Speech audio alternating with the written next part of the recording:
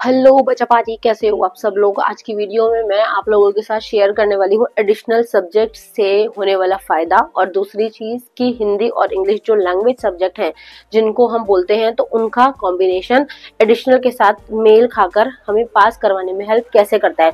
तो वीडियो बहुत हेल्पफुल होने वाली है, ध्यान से वीडियो को सुनना।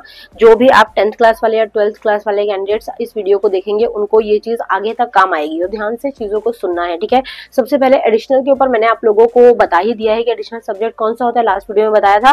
चैनल को सब्सक्राइब रखो, छोटी छोटी चीजें जो है एग्जाम तक बहुत सारी मैं आप लोगों को बताऊंगी जो आपको आगे आने वाले टाइम में हेल्प करेगी, ओके। और आगे की जो क्लास होंगी उसके लिए तो हम साथ साथ गाइड करेंगे ही। सबसे पहली चीज, एडिशनल सब्जेक्ट में आपके 5 सब्जेक्ट के अलावा जो सब्जेक्ट आता है वो एडिशनल सब्जेक्ट होता है, ठीक है। अब यहाँ पर बच्चों के दिमाग में आता है 5 सब्जेक्ट रूल के बारे में कि मैम अब जो 5 सब्जेक्ट वाला रूल लगता है, मतलब 5 सब्जेक्ट में ही हम पास होते हैं और छठा सब्जेक्ट का इतनी ज्यादा वैल्यू नहीं होती, तो उसके क्या मार्क्स जुड़ेंगे, और उसके मार्क्स जुड़ेंगे तो किन किन सब्जेक्ट के मार्क्स एडिशनल के बिहाफ पर नहीं जुड़ सकते।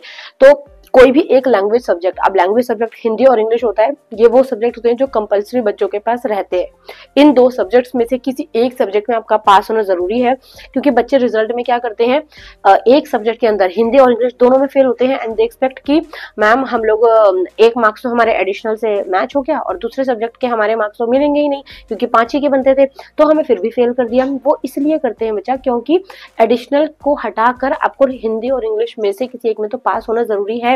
मान लो आपके पास Hindi, English, math, science, SST है और आप इसके अंदर संस्कृत साथ में ले लेते हैं। संस्कृत में आपके मार्क्स 75 आ जाते हैं 100 में से, और इंग्लिश में आपके मार्क्स 25 आ जाते हैं, और हिंदी में आपके मार्क्स 20 आ जाते हैं सपोज, ठीक है। अब दो जो लैंग्वेज सब्जेक्ट है हिंदी इंग्लिश, दोनों में ही या फेल हो, दोनों में आपके मार्क्स जो है मतलब कि बेकार है। एक के अंदर तो चलो ठीक है कम थे तो वो एडिशनल से रिप्लेस कर दिया गया, बट दूसरे के अंदर जो है मार्क्स में आप फेल ही हो, तो उस कंडीशन में आपके रिजल्ट में गड़बड़ आ सकती है। तो आपको दोनों सब्जेक्ट अपने अच्छे रखने हैं, ठीक है। अगर दोनों में से आप एक सब्जेक्ट में भी पास हो जाते हैं तो दूसरे के मार्क्स एडिशनल सब्जेक्ट के साथ में आपके ले लिए जाएंगे, मतलब कि वहां से आपके मार्क्स कैरी ऑन कर लिए जाएंगे, मतलब कैरी फॉरवर्ड हो जाएंगे। तो इस चीज का आपको थोड़ा सा बस ध्यान रखना है, जो कि मोस्ट इंपॉर्टेंट चीज है। बच्चे बहुत ज्यादा इस चीज के अंदर अटकते हैं, और सबसे ज्यादा प्रॉब्लम क्या होती है कि उनको ये चीज पता ही नहीं होती है कि मैम हम लोग तो 5 सब्जेक्ट रूल के अकॉर्डिंग तो हम पास हो सकते थे बट फेल कर दिया। वो इसलिए करते हैं क्योंकि लैंग्वेज सब्जेक्ट में आप फेल हो गए होते हो, ठीक है। एक चीज कही है, ये चीज आपकी बहुत मोस्ट इंपॉर्टेंट है, इसका आपको ध्यान रखना है। Hindi, English, math, science, SST में से किसी में भी आपके किसी में एक में कम नंबर आ रखे हैं तो वो आपके एडिशनल सब्जेक्ट से रिप्लेस हो जाते हैं। मींस एडिशनल में आपके अगर 95 99 मार्क्स भी आए और मैथ्स में आपके 30 नंबर आए हैं तो आपके मार्क्स मैथ्स के 99 बन जाएंगे और आपके संस्कृत के 30 बन जाएंगे या 29 जो भी आए हैं आपके, ठीक है। तो वो होता है रिप्लेसिंग, कि हाँ एक की जगह पर दूसरे के मार्क्स आ जाना, तो वो 5 सब्जेक्ट रूल होता है। बट हिंदी और इंग्लिश में से किसी एक सब्जेक्ट में आपका पास होना जरूरी है। दोनों में अगर आप फेल हो और आप एक्सपेक्ट करते हो कि एक के तो मार्क्स रिप्लेस हो गए और 5 सब्जेक्ट तो बन ही गए हमारे, तो इसलिए अब एक के मार्क्स रिप्लेस होने के बाद में दूसरे सब्जेक्ट के अंदर क्यों दिया इन लोगों ने, मतलब कंपार्टमेंट क्यों आई। तो आप लोगों को पास होना बहुत जरूरी है। लैंग्वेज सब्जेक्ट के अंदर हिंदी और इंग्लिश दोनों में कंपलसरी होता है। कई बार हिंदी और इंग्लिश दोनों से ही ये लोग मार्क्स जो है वो रिप्लेस नहीं करते, मैथ, साइंस, एसएसटी से कर देते हैं। तो इसलिए आपको इस चीज का थोड़ा सा ध्यान रखना है।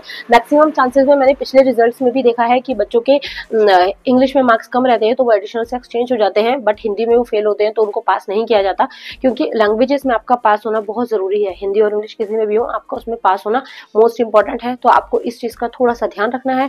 5 सब्जेक्ट मैंने आपको बता ही दिया कि आपका 5 सब्जेक्ट में पास होना मोस्ट इंपॉर्टेंट है, और उसी के बिहाफ पर आपकी परसेंटेज लगाई जाती है। मीन्स 500 में से ही आपकी परसेंटेज जो है वो लगाई जाएगी, 500 में से ही आपके नंबर जो है वो काउंट किए जाएंगे। एक सब्जेक्ट आपका फालतू होता है जो आपको परसेंटेज में हेल्प करता है, ठीक है। तो आई होप ये चीज समझ आई है। और असेसमेंट के लिए मैंने आप लोगों को अभी पिछली बार बता ही दिया कि असेसमेंट का थोड़ा सा पंगा रहेगा, स्पेशली फॉर सीटीपी ओपन और रीअपियर वालों को थोड़ी दिक्कत रहेगी। जितने मार्क्स आप थ्योरी में लेके आओगे उतना परसेंट ही आपकी असेसमेंट लगेगी। तो ये चीज मैंने बहुत बार बताई है, इसलिए थ्योरी पेपर को बहुत अच्छे से करना है। जैसे कि आप मान लो कि 80 में से 25 नंबर ले आते हो और 10th क्लास में आपको लगता है कि 25 नंबर तो आ गए तो मैं तो पास हो गया, बट आपकी असेसमेंट के अंदर भी उतना होना चाहिए आपकी। ऐसा नहीं है कि 13-14 नंबर वाला पास है। अगर आपकी असेसमेंट 20 में से लगती है तो 20 का आप जितना 25-80 में से आया है उतना ही आपका, जैसे 80 नंबर में से आप 25 लेकर आए हो तो वो आपका 20% है मान लो, ठीक है। तो आपको असेसमेंट का भी अगर आप 20% ही मिलेगा, बोर्ड आपको 20% ही देगा तो वो 4-5 होगा। तो 25 में 4 ऐड करेंगे तो वो 28, 29, 30 ही बनेगा, 33 क्रॉस नहीं होगा और आप कंपार्टमेंट में फंस सकते हो। इसलिए थ्योरी पेपर को ध्यान से करना, बोर्ड वालों को स्पेशली बार बार बोल रही हूँ, थ्योरी को अच्छे से करने की जरूरत है। मीन्स जो पेपर आप 80 नंबर का लिखने जा रहे हो उसको बहुत अच्छे से करने की जरूरत है, अदरवाइज पेपर में फंस सकते हो। ओके, आई होप ये चीज समझ आई होगी। Still if you have any type of doubt तो आप मुझे कमेंट सेक्शन में बता सकते हैं, एंड कोई और आपको इसके रिगार्डिंग इन्फॉर्मेशन चाहिए तो वो भी बता सकते हैं। See you next video, thank you so much for watching. और ऐसी ही अपडेट्स, ऐसी ही छोटी छोटी इन्फॉर्मेशन, और कोई डाउट आता है तो कमेंट सेक्शन में करते रहो यार। मुझे पता है आप लोगों का जो टाइम है बहुत क्रूशियल है, बहुत इंपॉर्टेंट है, तो मैं आपको साथ साथ रिप्लाई करती रहती हूँ जो जो मुझे बच्चे का परेशान वाला डाउट दिखता है, ठीक है। और जो कॉमन डाउट आते हैं उनके ऊपर मैं वीडियो साथ के साथ बना देती हूँ। सो आई होप सारी चीजें समझ आई होंगी आपको, ठीक है। एंड अगर इसके अलावा में आपको कोई गाइडेंस चाहिए तो आप वो भी मुझे मैसेज कर सकते हैं, ठीक है। Thank you so much. Subscribe कर देना, बेल आइकन प्रेस कर देना, नीचे ही है आइकन, ठीक है। ज्यादा पैसे नहीं लगते, जस्ट 1 सेकंड लगता है और वो प्रेस हो जाता है। चलो see you, thank you so much, bye bye.